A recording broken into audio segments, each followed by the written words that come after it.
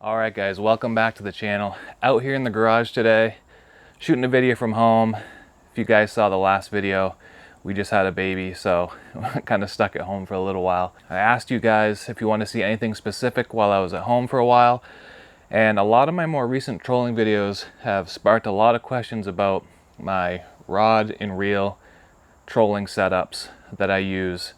So I'm going to go over what I use the most, and hopefully it'll help you guys out when deciding what you want to use for rods, how you want to set everything up, and especially if you're just getting into it or having trouble with your gear, maybe this video will help you out. So let's jump right into it.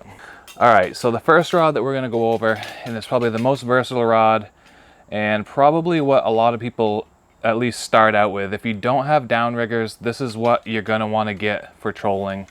You can do a lot with this rod right here. It's just a Leadcore rod. You don't really need anything too crazy for this type of rod.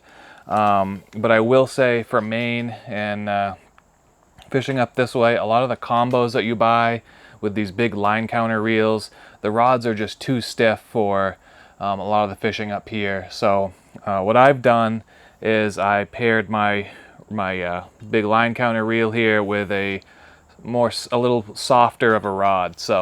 And that's helped me land a lot more fish on this rod specifically. So basically, if you're looking to get into trolling and you don't know where to start, you don't want to spend money for downriggers on the back of the boat like what we have here, and then you need a dedicated downrigger rod and all that stuff, you can get a Leadcore setup like this. You can build one, you can buy one, whatever you want to do. This will get you fishing and catching a ton of fish. A lot of these come with a line counter. So if you can see this thing right here, this is a line counter.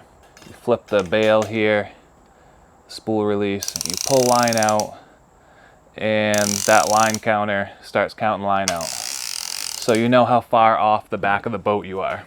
And that's not really all that important with Leadcore, because if you can see, the line is actually different colors in there. So every 30 feet, 10 yards, the color changes, and that allows you to know how far off the back of the boat and how deep you're fishing. A lot of the older Leadcore line that you get sinks 5 feet per color. So you let out 2 colors, you're fishing 10 feet deep. If you're trolling at like 1.5 miles, which you would have to look at your fish finder here, and that's pretty general. I really don't trust that that's all that accurate. So some of the newer line sinks closer to 8 feet per color, and that's what this is here. This is Suffolk's Leadcore line. I'll link it down in the description below.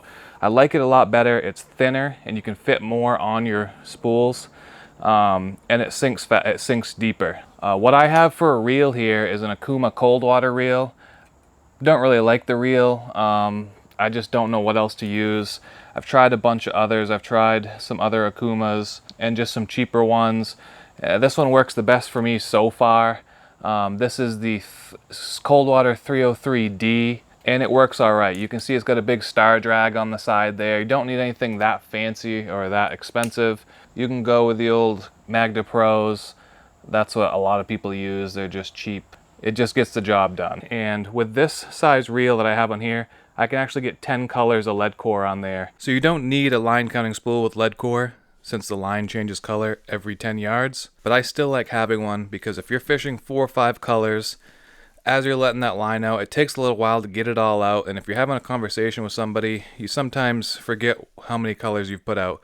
So if you can just remember, I was 100 feet back, you can keep resetting it to 100 feet. It's a repeatable number, and that goes the same for the downrigger rods that you'll be seeing next. The line counter reels just allow you to repeat and set your rods exactly the same every time. So as far as the rod goes, this rod right here, it's actually an Eagle Claw Wright & McGill rod. It's a 9-foot medium drifter rod.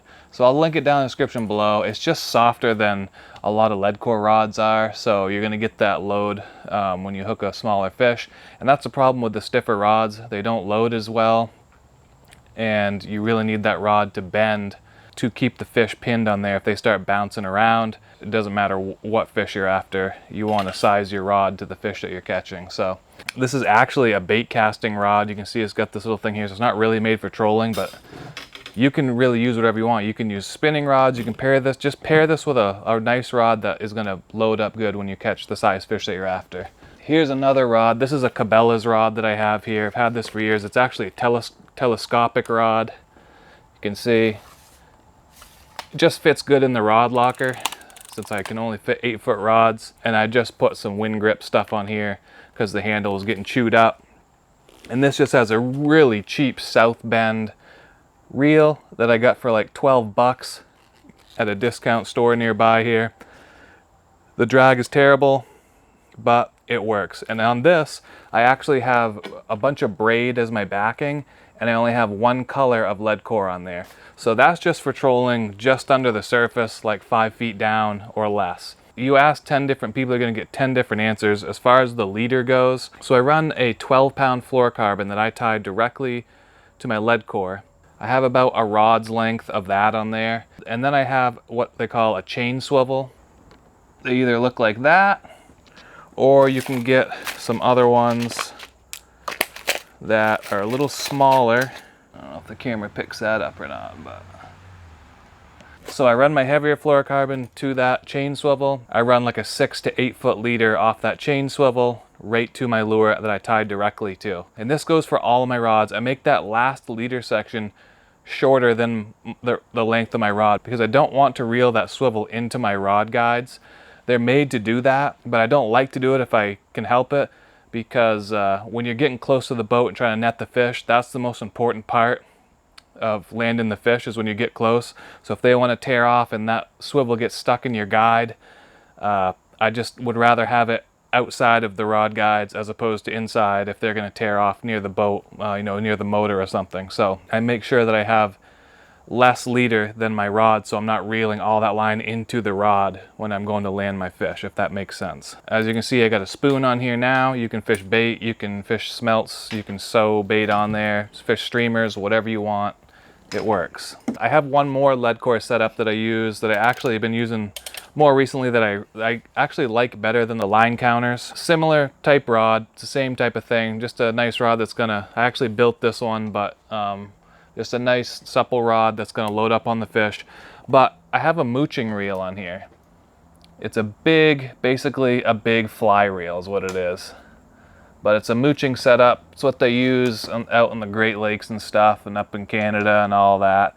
I'll leave it down in the description below. The cool thing about this is there's a drag on this side like a fly reel would have.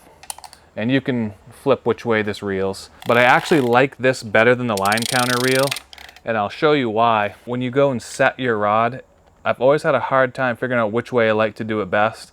So you would let out all of your line, you pull out all your line to where you want to be fishing, and leave your clicker on there that you just heard. And then depending on what reel you have, if your clicker and your spool tension is enough, if your bail or spool release lever is open, the tension of your lure and all the line out won't pull line off the rod. So it's just sitting there. And when a fish hits, it can take some line, and all you have to do is go over, grab your reel, it will engage your lever, and you can start fighting the fish. So that's one way to do it. The other way is if your reel isn't strong enough to be able to have that much tension, you will have to close your spool and back off the drag so you have just enough tension so when a fish hits, it can pull line. But the problem with that is you have to come over and grab your reel, and then you're not reeling up any line, so you have to really mess with the drag.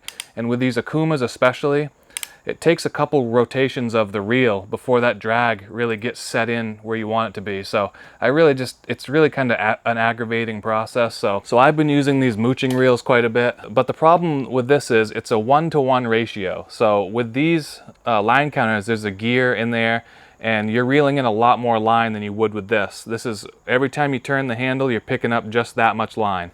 So it's a lot slower landing fish with this. If you're fishing by yourself and you're trying to drive the boat and land fish, these are kind of hard. If you got some buddies, definitely try these out. These are pretty easy to set. You can literally set your tension on the spool here, let out your line to exactly where you want it, set your tension just perfectly, and when the fish takes it, you can have your tension set perfectly, so all you have to do is start reeling, and you can palm the reel or, you know, adjust the drag as you would with a fly rod, and it's just easier, I think. If you guys have found a better line counter reel that the drag works better on, that will fit like 10 colors of Leadcore, definitely leave it down in the comments below, because this Akuma reel that I have is it's decent, but it's not really great in my opinion. I wish I could find something a little bit better. So another rod that I use a lot is my Downrigger rod. If you have downriggers, I made a specific video on my Downrigger setup. So if you guys want to go watch that, it's way more in depth of the downriggers and the rod and stuff. I'll just briefly show you the rod. This is my Shimano Telora rod with the Shimano Dakota reel, the 500 size, and this is by far the best line counter reel that I've ever used. They just don't make it in a big enough size to use with the Leadcore. Like I was saying, the delay and the drag on a lot of these, it's a couple rotations of the spool. With this, it's almost instant, and it's just a super smooth reel. It is pretty pricey, but I've loved fishing with this thing. I've caught some big fish with it already, and I can't recommend it enough. So on my Leadcore setups, I just run a straight 10-pound monofilament. I just use the cheap stuff from Dick's Sporting Goods, Walmart. It's Trilene Big Game, and that's what I use. You can get it in a big spool. You can fill your spool right up, and that's all I use. I go right out to the end of the rod. I put on my chain swivel, and then another 6 to 8 feet off that, I'll have my fluorocarbon leader for whatever pound test that I want, and I'll tie my spoon or bait directly to that. And finally, the last setup that I use is a fly rod. Up in Maine, a lot of people use fly rods for trolling. I actually built this one myself, but usually 7 to 8 weights are pretty popular. This is a big Lamson reel that I put on here, and I just got full sinking fly line on there, so that'll get you down 5, 10, 15 feet, depending on what you got for line. And it's great for trolling streamers and bait. So that's mostly what I do with this. I sometimes will troll spoons with it, but it's a ton of fun. The fight is awesome because you get a nice limber fly rod, level sink and fly line. You can use a sink tip fly line. So the back, the running line is floating and the tip sinks, so you're getting just under the surface. And a lot of times when you're fishing streamers and you're fishing this type of setup, you want to be just under the surface. So, I know a lot of guys that actually use a sink tip line with these. So you're getting, just a few feet under the surface. With this full sinking fly line on here, this is a Scientific Anglers product that they make specifically for LL Bean. So this will actually get me down close to 20 feet if I let it all out. It's just, you can't tell how deep you're really fishing. So a lot of guys just get this and they just let all the line out and they know they're down, 10, 12 feet possibly. I have an extra spool for my fly rod that's just straight monofilament, and I'll use that if I'm seeing fish rise on the surface to smelt that are on the surface. So I'll just switch that out and strip a bunch of line off so my bait's going right on the surface. This is much bigger than I would normally use for like salmon, but for brown trout specifically, I like using slider rigs. They just don't seem to be all that finicky about them, and they're just easier to use for me personally. What it is, a treble hook and a single hook, and the single hook slides. You can look up how to use these, but basically you hook the front hook in the front of the fish's mouth and the rear hook in the back. You tighten it so you get a little bit of a wobble, or if you just want it to track straight.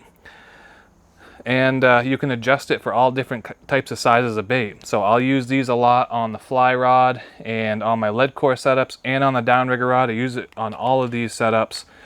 And if I'm fishing for salmon or somewhere where the water is really clear and they're kind of finicky, I will sew smelts on with either a sewing hook or the traditional needle way of doing it. So one other thing that I recommend, especially with these Leadcore rods with the long handles, one of the problems is with these, especially if you have a smaller boat, if you put these in the cradle style holder, like the Scotty cradle holders, it holds the reel right here, and then the rest of this rod is sitting way in the boat, and it's always in the way. You're bumping into it and it sticks halfway into the boat. So what I've done, I have this Traxstech system here that you guys have seen in a lot of my videos, and it's like a rocket launcher tube style, so you can stick the end of your rod right in there, gets it way off the boat. There's a bunch of other different products. Scotty makes them. All the rod holder manufacturers make the tube style rod holders. I definitely recommend getting those if you're fishing Leadcore rods, just to get them off the boat. Another thing I started doing last year, and that's because I was fishing with Matt a lot, was I bought some of these bells. I'll link these down in the description below. They're super annoying to listen to. I'm sure you hear them in the videos, but when you're fishing by yourself, especially and you're looking forward, on the downrigger rods, having these, I would miss a lot of fish, not knowing that the rod had gone off. You know, the rod's bent down in your cannonball, it goes off, you have a fish on, and then there's no audible sound to that usually. So putting a set of bells on there, when that rod snaps off, those rods jiggle, and then you know there's a fish on. You don't need them on a Leadcore setup because you have that audible clicking drag sound there. So I just use those on the downrigger, but that's definitely helped me get more fish in the boat too. So that's my rod and reel setup for trolling. It's pretty simple. I got some Leadcore setups, I got a couple fly rod setups, and I got some downrigger setups. So if I missed anything, you guys have any other questions, leave them down in the comments below. I'll link everything in the description that I can. Thank you guys for watching, and we'll catch you in the next video.